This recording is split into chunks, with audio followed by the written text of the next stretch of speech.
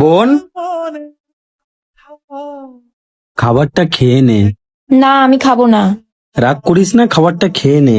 বললাম তো খাবো না, খাবারটা নিয়ে যা। খাবি না তো ঠিক আছে, আর শুনে রাখ, যার সাথে আমি বিজনেস করি তার ছেলের সাথে তোকে বিয়ে দেবো, আর দুদিন পর তোর বিয়ে। মাথায় ঢুকিয়ে নিস ভালো করে।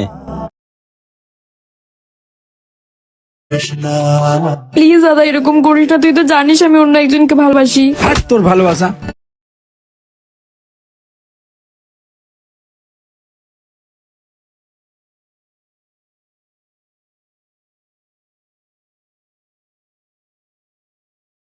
আরে ভাই, কাজগুলো কখন করবি? লোকজন চলে এসেছে তাই তো। দিদা কেমন আছিস? এ ভাই, তুই কাজগুলো করে রাখ, আমি একটু পরে ফোন করছি তোকে। এই তো ভালো আছি। মামা কোথায়? মামা আসছে, আর দিদি কোথায়? ওই তো ওই ঘরে আছে, যা যা দেখে করে আয়। নারে নারে নারে ও মন পীড়িত করিস না। হ্যালো।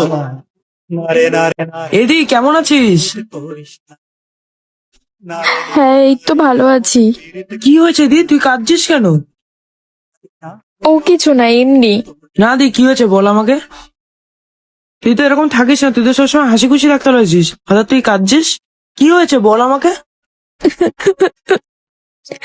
শোন না ভাই, তুই আমার একটা হেল্প করতে পারবি? হ্যাঁ দি, অবশ্যই পারবো। কি হেল্প করতে হবে বল আমাকে। চিঠিটা একটু পাঠিয়ে দিতে পারবি? এর মধ্যে অ্যাড্রেস লেখা আছে। তবু ঠিক আছে দি, তাহলে আমি ওনাকে জিনিসটা দিয়ে আসছি। হ্যাঁ ভাই যা।